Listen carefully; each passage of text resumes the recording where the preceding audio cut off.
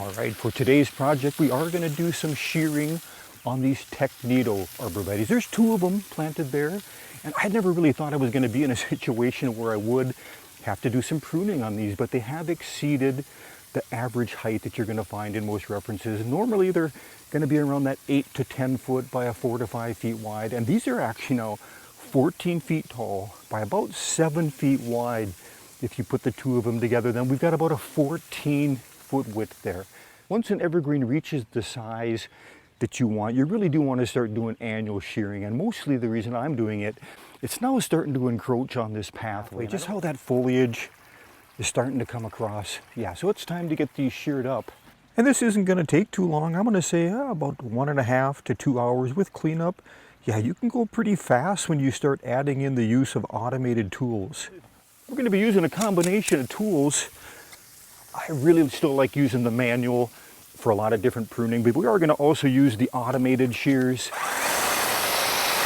And then I've also got a pole pruners that we're going to use to get to the very tops of these arborvitaes.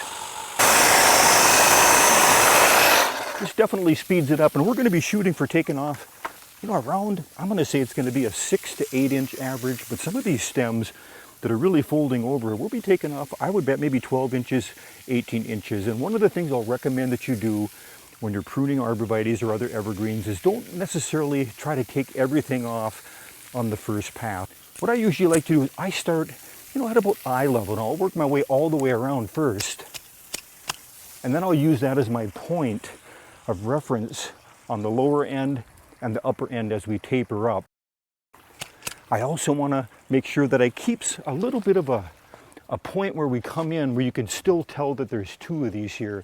I'm guessing now over time that we might have to just blend these together, and it's just going to become looking like, well, one tree. But for now, we still have, I think, the opportunity that we can go in here and get a little bit of an indentation point. But I'll switch back and forth to speed things up and get a little bit tighter, more finished cut with the automated tool.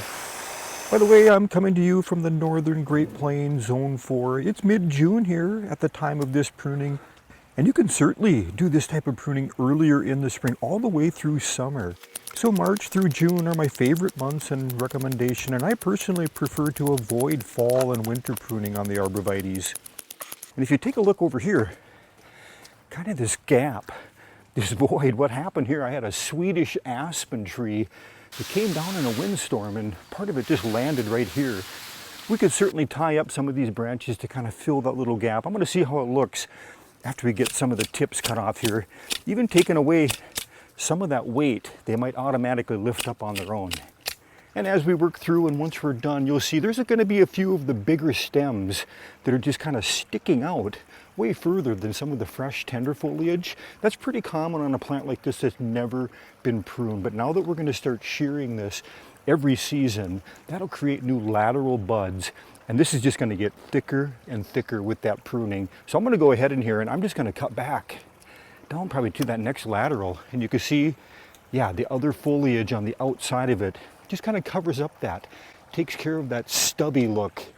Okay, so once we've made it all the way around the entire 2 Technitos here, now we can use that pruning point as a guide that we're just going to follow that taper up and in, and then we're going to come down and go in a little bit on the lower part too. So we're going to get that teardrop shape is what we're after. Before we start on that upper level, let's swing around here, and I want to show you another landscape bed where I've got both the Technito and the Techni Arborvitae growing, some of the differences. Technito has, definitely a slower growth, a tighter habit, and that's what it's planted for if you don't want to do that shearing. That one's straight ahead. And right next to that columnar hackberry there, you can see that's holding its tighter form pretty good. But then back there, that's a Techni. And that's going to be, well, it's probably considered the parent plant of Technito, but just a much looser open form. Both of those were planted at the same time, same size. I believe they were a number 5 pot, probably about 2 feet tall. Yeah, and you can just see the dramatic difference of those never being touched. And eventually, yeah, I think I am going to probably start shearing both of those too. We'll see. We're letting some of these blend together back in here. Okay, back to our project. This is a quick photo of our Technitos back in 2022, probably when I should have started shearing them. If you like arborvitaes, I'll link to an earlier video that included these and several other varieties we have growing in our gardens. And real quick, Technitos are also a great choice for a natural screen. I was actually involved in the planting of this hedge some, 20 years ago now. Doing great here. Okay, so the pole pruners, they're not exactly light. Once you start telescoping it out, you've got quite a bit of weight there. So they can become hard to maneuver quickly if you're not used to doing this. So what I'm actually going to do, I'm going to hop on the ladder and I'm going to use the handheld automated shears. And as I mentioned, I switch back and forth all the time, depending on what I'm dealing with, depending on how those stems are cutting and coming back.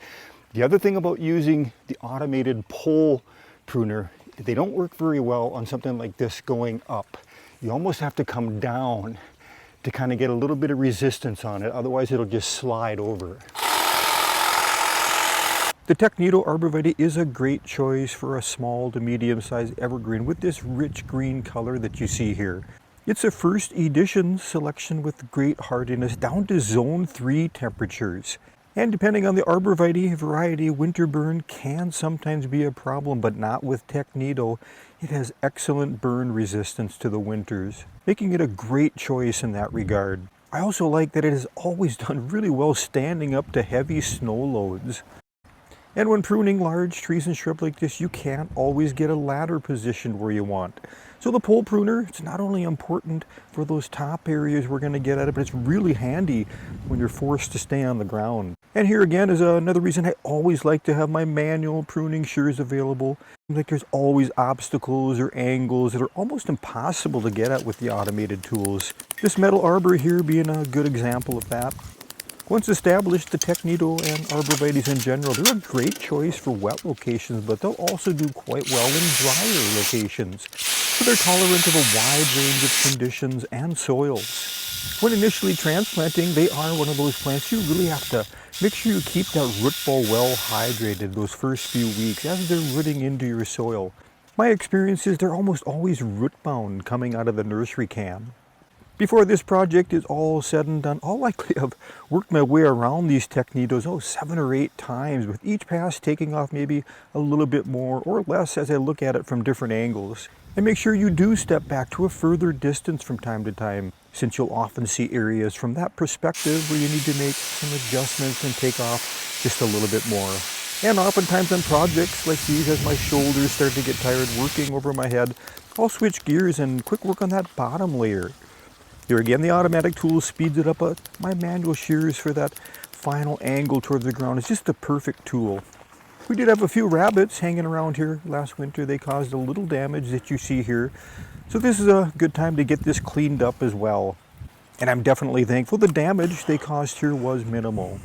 All right, we're getting pretty close to wrapping this up. We'll take one final step back and take a look to see if anything looks out of place, make sure everything's balanced.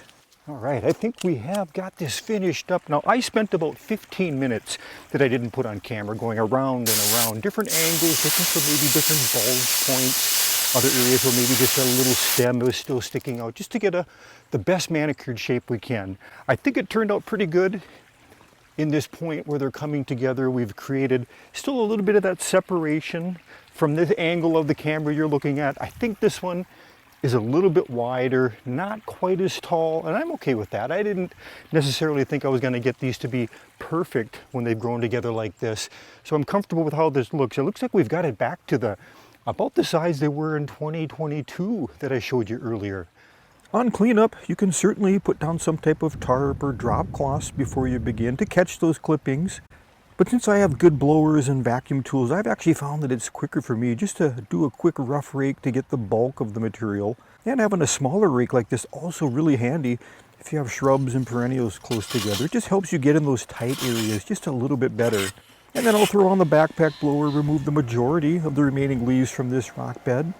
And if there's still some stubborn leaves left over, I'll break out my vacuum tool like this to complete the cleanup. I think the Steel brand, which is what I'm using here, is one of the best choices for blowers and vacuum units. And let's go ahead and take a look at our Technitos, how they turned out. Yeah, I'm happy with that. I like how they turned out. We've really opened up that pathway nice. Nice shape. Now this is going to be an annual event. And as I mentioned, they'll get thicker and thicker. Some of those openings, they seem a little bit loose or wide. Yeah, they'll thicken up. Let's head down this pathway and take a look at them from the opposite side. And there's the final angle of our Technitos, tucked away back in behind that arbor next to our water feature. So if you like videos like this on pruning, make sure you hit that subscribe and notification button for future videos on pruning. I hope you found this video helpful and found some tips that'll help you prune your arborvitaes. Thanks for stopping by. We'll see you again next video.